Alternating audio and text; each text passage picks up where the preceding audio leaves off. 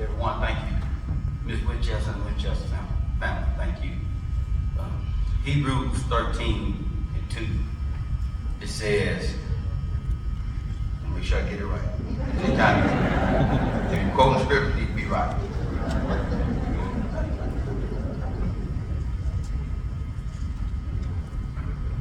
Be not forgetful to entertain strangers, for thereby some have entertained strangers unawares.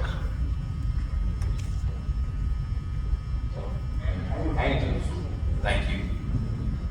Got some help in here. Some have entertained angels unaware.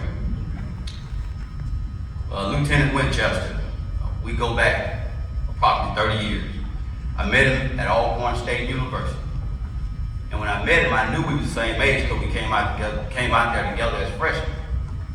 But he was a high achiever, let me say that.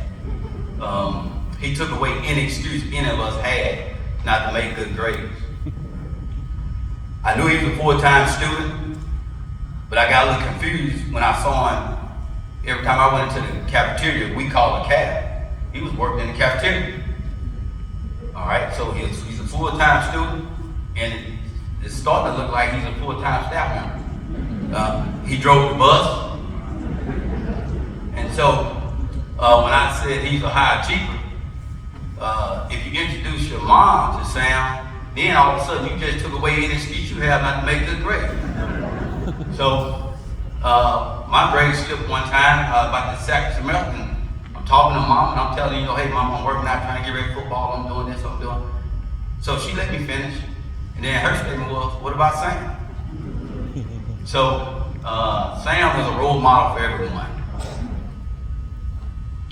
When Sam started in the law enforcement, our careers have mirrored each other. I started with the state. He was working, and I was working on the east side of the state. But my mom would always tell me about taking classes and preparing yourself. Well, guess what? Someone had to tell Sam the same thing. He was taking classes and getting all kinds of certifications. So when God blessed me to work at Malota, which is, for those who doesn't know, it's the Mississippi Law Enforcement Officer Training Academy. And so, who else could contact outside of the staff members that we have that knew more about law enforcement and what needs to be done than Sam? Who would have a better people's personality? He didn't meet a stranger, but he was very humble and very respectful. So I reached out to Sam. And Ms. Winchester, when I reached out to him, I appreciate you allowing him to come over and help us out. He has touched law enforcement officers, people all over this state, all over this great state. I'll give you an example of how training could be intense, very intense, and it should be, because the officers that you see put their life on the line every day, and the officers need to be prepared. But Sam had a way of getting his message across. We was on the driving track, and myself, Lieutenant Buckley, and other staff members at the academy, we was on the driving track, and we had this one recruit who just couldn't get it. For some reason, he thought you got points for hitting cones. And so, I'm throwing my hat and cap, and I'm jumping around, and I'm fussing. Lieutenant Buckley, he's doing his part, and we're trying to maybe use reverse psychology to get him where they need to be. So, we got cones flying all over the track. Sam comes down out of the driving tower. He goes down the steps, walks over to the track. When the recruit made it we parked the car so they could get out so the next person could go.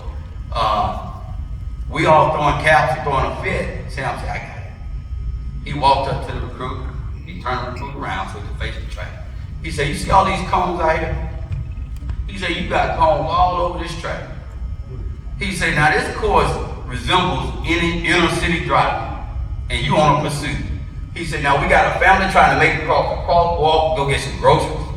We got kids maybe trying to catch the bus, go to school. He said, now look at this. He said, we got a family all over the place, groceries everywhere.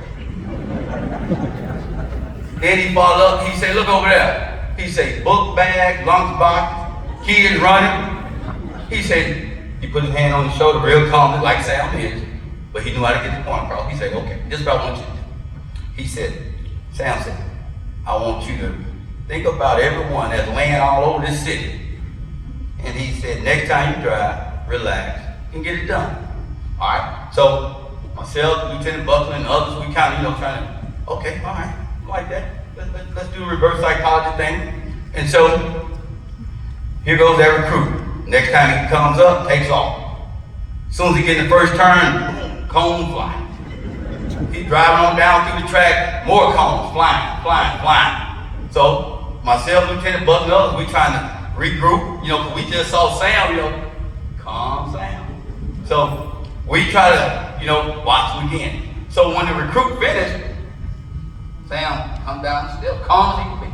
He came down the step, walked over to the track, called the recruit over, come here.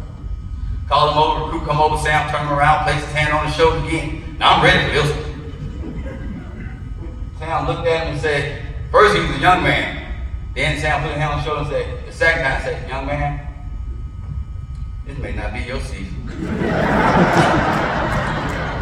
Never missed a beat, turned, went back up the stairs, went to teaching again. I was like, wow.